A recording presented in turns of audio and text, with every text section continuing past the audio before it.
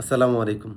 আপনার যদি ১৬ থেকে ৩০ বছর বয়সের মধ্যে ভাই-বোন, ছেলে-মেয়ে কিংবা কোনো আত্মীয়স্বজন থেকে থাকে, আমার অনুরোধ রইল ভিডিওটি তাদের সাথে শেয়ার দিয়ে জানিয়ে দিন যে আজকের এই টেকনোলজির যুগে পড়াশোনা শেষ করে কোনো কর্মক্ষেত্রে যোগদান করবে এই প্ল্যানিং না করে ঠিক এই মুহূর্ত থেকে প্ল্যানিং করতে যে পড়াশোনার পাশাপাশি কিভাবে নিজের স্কিল ডেভেলপমেন্ট করা যায়, ঠিক এখন থেকে কিভাবে আর্নিং করা যায় সেই প্ল্যানিংটা এনশিওর করতে। আর সে বিষয়ে আপনাকেই সহযোগিতা করতে হবে। আপনার সন্তানকে এগিয়ে যাওয়ার পিছনে অন্য কোনো মানুষ সহযোগিতা করবে না নিশ্চয়ই। সো কিভাবে তাকে পড়াশোনার পাশাপাশি আর্নিং করা যায়, সে বিষয়ে আমি ছোট্ট একটু গাইডলাইনস দিব। সেটি হচ্ছে যে আপনার সন্তানকে ভালো মানের একটি ল্যাপটপ কিংবা একটি ডেস্কটপ দিবেন, সাথে ইন্টারনেট কানেক্টিভিটি এবং যেকোনো একটা বিষয়ের উপর একটা স্কিল ডেভেলপমেন্ট করতে সহযোগিতা করতে হবে। যদি আপনার এরিয়াতে বা আপনার আশেপাশে কোনো ভালো ট্রেনিং সেন্টার থাকে যেখানে আসলেই হাতে কলমে শিক্ষা দেওয়া হয় তাহলে সেখানে ভর্তি করিয়ে দিন। অথবা রিমোটলি এখন অনেক লার্নিং এবং আর্নিংয়ের অনেক কোর্স আছে যেগুলোর মাধ্যমে সে শিখতে পারবে কীভাবে আর্নিং করা যায়। তো আর্নিং শেখার আগে তাকে যেকোনো একটি দক্ষতা অর্জন করতে হবে। কী ধরনের দক্ষতা সে অর্জন করবে? আপনাকে জানতে হবে কোন ধরনের দক্ষতা অর্জন করলে সে পড়াশোনার পাশাপাশি পড়াশোনাও করতে পারবে এবং পাশাপাশি এটি কাজও করতে পারবে। সেটি হচ্ছে ধরেন তাকে মোবাইল অ্যাপ্লিকেশন ডেভেলপমেন্ট শিখানো অথবা ওয়েব অ্যাপ্লিকেশন ডেভেলপমেন্ট শিখানো, অথবা হতে পারে কোনো গ্রাফিক্স ডিজাইন শেখানো। এবং আপনারা জানেন যে বিশ্বে এখন এআই এর বিভিন্ন ধরনের টুলস এবং টেকনিক্স ব্যবহার হয়। যে টুলসগুলার মাধ্যমে বিভিন্ন ধরনের সফটওয়্যার অ্যাপ্লিকেশন ডেভেলপ করা যায়। এই এআই এর ব্যবহার তাকে জানতে হবে। যেকোনো একটি দক্ষতা সব বিষয়ের উপরে না, ধরেন সে মোবাইল অ্যাপ্লিকেশন নিয়ে কাজ করলো এবং সে বিষয়টার উপরে যেন সে খুব ভালো স্কিল বা দক্ষতা অর্জন করতে পারে সেটার দিকে ফোকাস রেখে একটা সময় প্ল্যানিং করে তাকে এগিয়ে যেতে হবে। ধরেন এখন রমজান মাস শুরু হয়েছে এবং এটা একদম ভালো সময় আপনার সন্তানের জন্য। কিভাবে?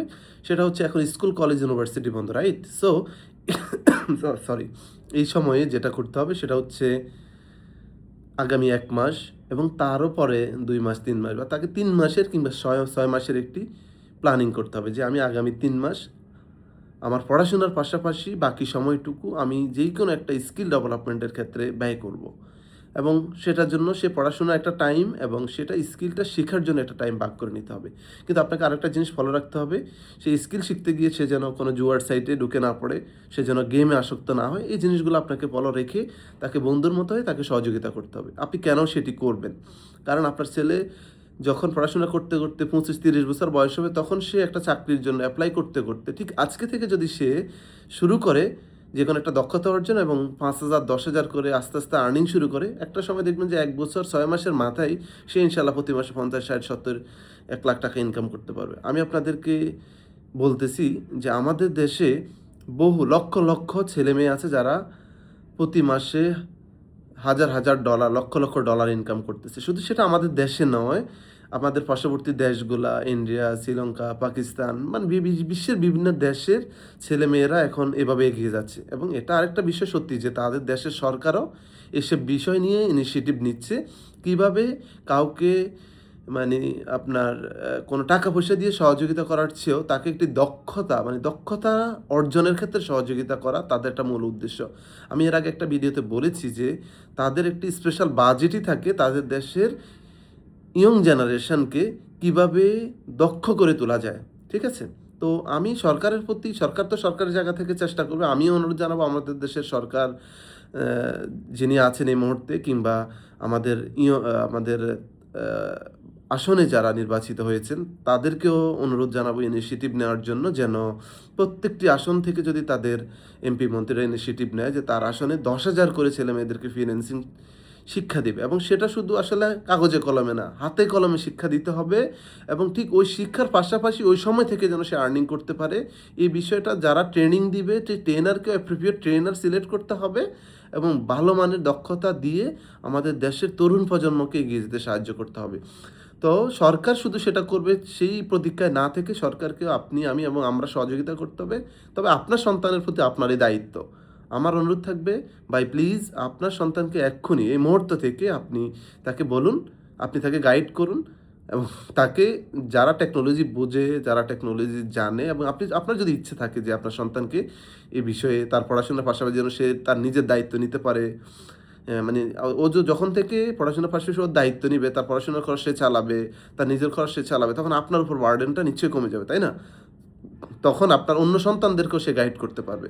তাহলে এটা কতটা ইম্পর্টেন্ট এবং এটা চিন্তা করতে পারেন যে একটা চাকরি করলে ৪ দেয়ালের মধ্যে থেকে আসলে এখন অফিস নেই। সারা ওয়ার্ল্ডই তার একটা অফিস। তার হাতে যদি একটা ল্যাপটপ কিংবা ইন্টারনেট কানেক্টিভিটি থাকে, তার যে কোনো একটা ভালো দক্ষতা থাকে, ডেফিনিটলি সারা ওয়ার্ল্ড তার জন্য এখন কর্মক্ষেত্র। কারণ সে যদি ভালো ইংলিশ কমিউনিকেশন করতে পারে, ইংলিশে তার ভালো দক্ষতা থাকে এবং সে যে বিষয়ে দক্ষ, যারা ওই ফর এক্সাম্পল কেউ একজন মোবাইল অ্যাপ্লিকেশন ডেভেলপার খুঁজতেছেন, তার প্রতিষ্ঠানের জন্য একটা মোবাইল অ্যাপ্লিকেশন তৈরি করবেন, ওকে?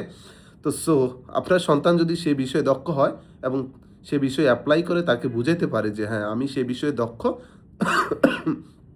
তাহলে অবশ্যই আপনার সন্তান তাকে বোঝানোর ভালো করে বুঝাইতে পারলে সেই কাজটি সে পাবে এবং সেখানে সে এগিয়ে যেতে পারবে। তো এটা কোথায় করবে? এটা করার জন্য ধরেন আপওয়ার্ক, freelancer.com সহ বিভিন্ন ধরনের আমাদের অনেক প্ল্যাটফর্ম রয়েছে। সে যখন আসলে এ বিষয় নিয়ে স্টাডি করবে, জানবে, দেখবেন যে অটোমেটিক্যালি সে কোন প্ল্যাটফর্মে গিয়ে কী কাজ করতে হবে সে অনেক ভালো বুঝতে পারবে।